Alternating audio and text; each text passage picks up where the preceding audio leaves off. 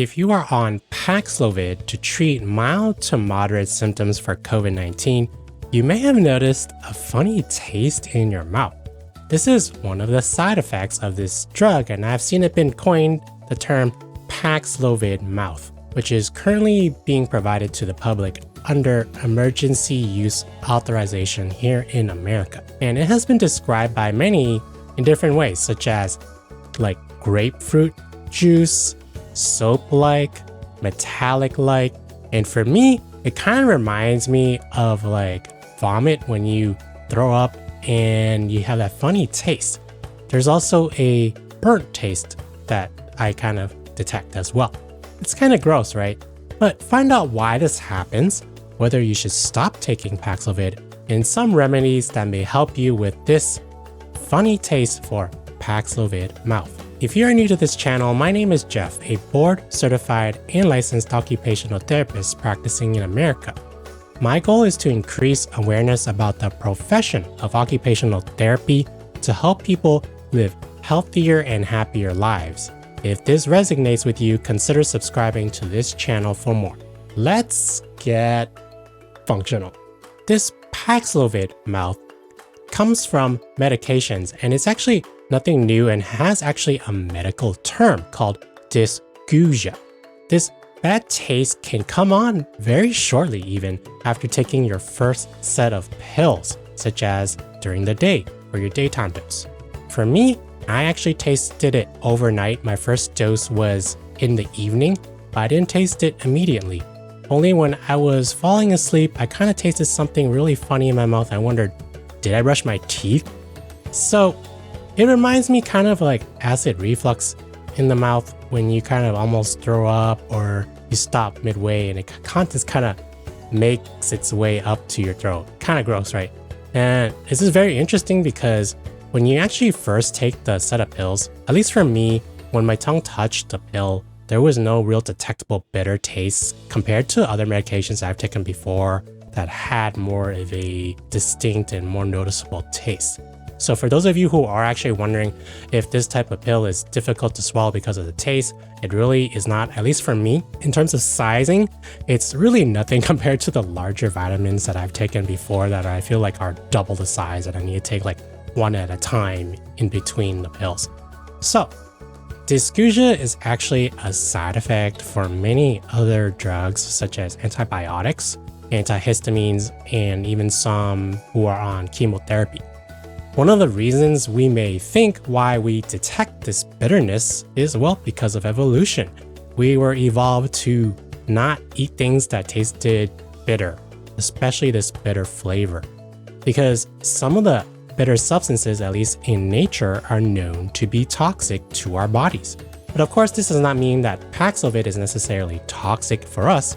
Well, it's toxic for the SARS-CoV-2 virus because, well, it's trying to eliminate it so that we don't get sicker from this disease, and it's what we want.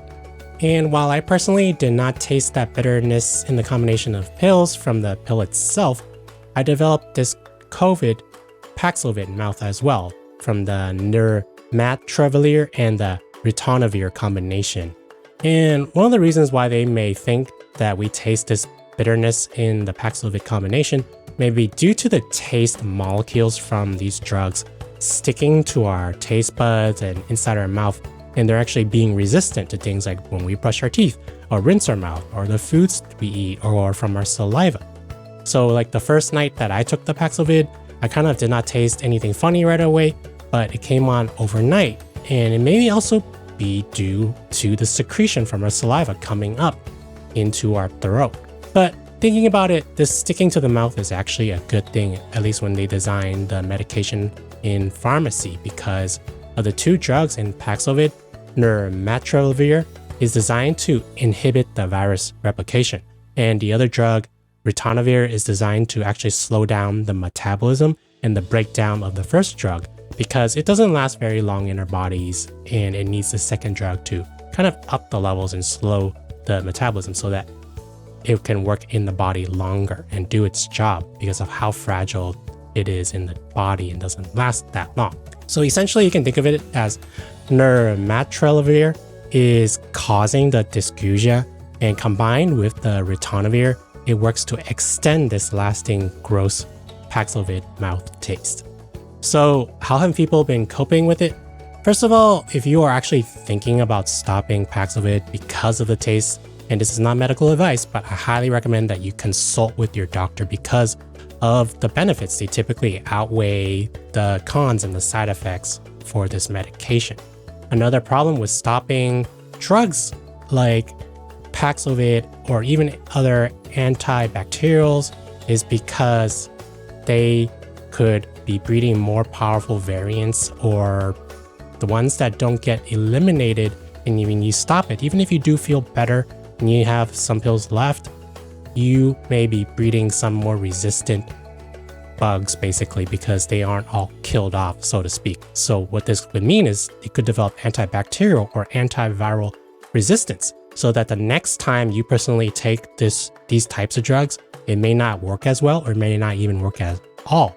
And this can not only affect you, but could affect the broader population, right? Because if this bug gets out from you and you infect other people and they take Paxlovid, this bug already knows that how to combat and is smarter, so to speak, than the Paxlovid. So we'll need to come up with an even better drug. So that is why it's very, very important that if you start this regimen to really stop it, unless you have significant adverse effects, things like allergic reaction, for example, and you need to go to the emergency room.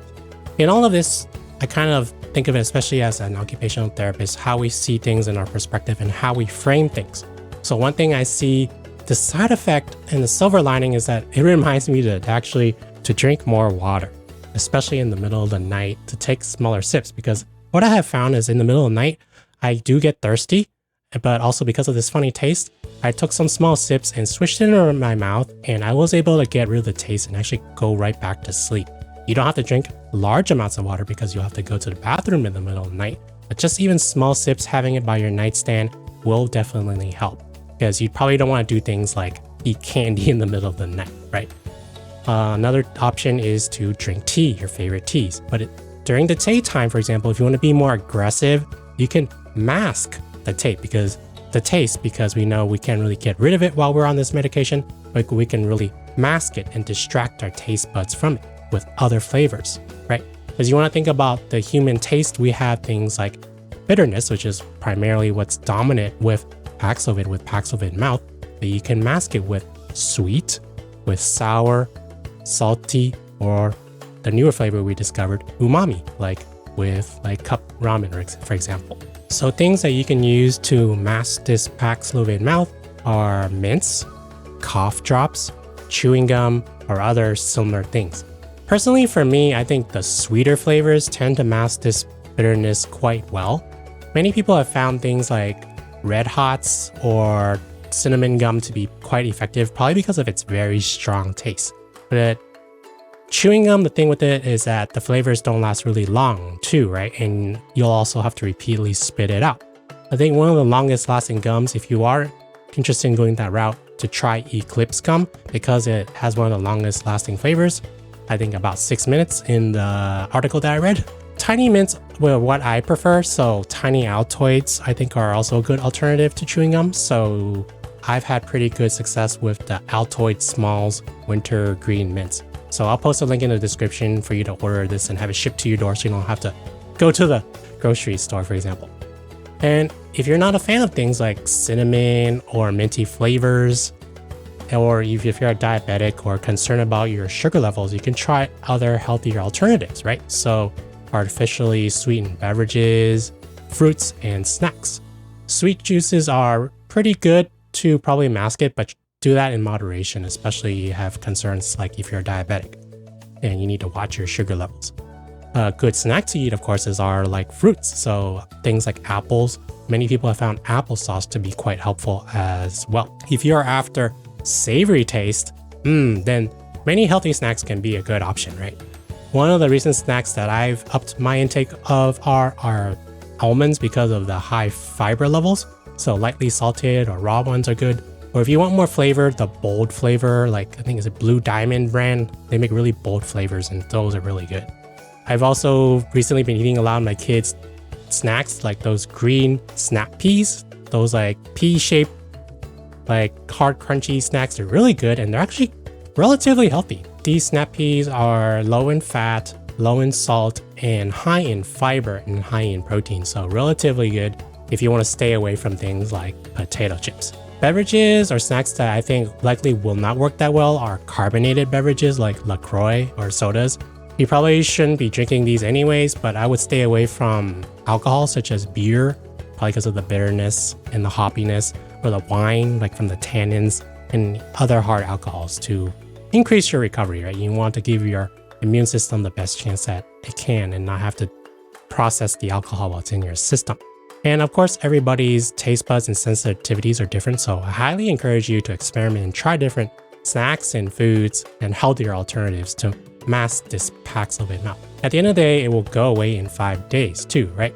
So besides physically masking the flavor, one thing to try and maintain is your mental health, especially with things like being sick or having to cope with the pandemic, right? We've all been very stressed. There is a mental health crisis going on. So one way you can do this is to use cognitive behavioral therapy, which has been proven to be very effective for things like depression. And I use this myself to reframe my thoughts when I feel down, especially negative ones like ones associated with taste. Like thoughts you may have are like, oh, this is gross, or what's going on with my mouth, or this taste is disgusting, or I can't handle this. This is all going downhill. You know, your thoughts can spiral down and you can go down the rabbit hole of negative thoughts. So when you have thoughts or think yourself thinking these negative things associated with this taste, especially stemming from it, you want to instead flip it around and focus on the positive. So examples of good things to say or to think to yourself are, this is only temporary. It will go away. Only 4 more days or 3 more days or 1 more day left. This side effect means that the drug is working to do its job. This is better than coughing all night or getting more sick and going to the hospital or infecting like my loved ones or my family and friends. Lots of people who want to be on this medication, but they don't even have access to it. I will get better, 1 day at a time. Today I feel better than the previous day. I am strong. So these are examples of some positive thoughts to think to yourself. And because you're likely not going to school or working, or even if you're retired, to be not doing your normal routine is hard, right? So try to distract yourself with more fun and meaningful activities. For me, for example, it's making YouTube videos, but I understand you should be on isolation and not socializing with others, right? So you could do other things, and you probably already know this while coping with the pandemic, but some examples include playing with your pet, watching a movie, going out for some fresh air, or going on a walk outside and getting some fresh air, baking something, doing some yoga or stretching, reading a book, or anything else to take your mind off of that taste. So this is essentially what we promote as occupational therapists, and the research does show that these types of techniques do work. By doing things that are meaningful to you and by framing it with a positive frame of mind, it can help with things like your overall health, outlook, and overall wellness too. You can check out my channel if you're interested in learning more about occupational therapy and how it can help you to live a healthier and happier life. But I want to know, what has helped you with this funny Paxlovid Mouth? Let me know in the comments so we can all give it a try and benefit from things we may not have thought of while we are on this medication. Thanks for watching and stay safe, everyone.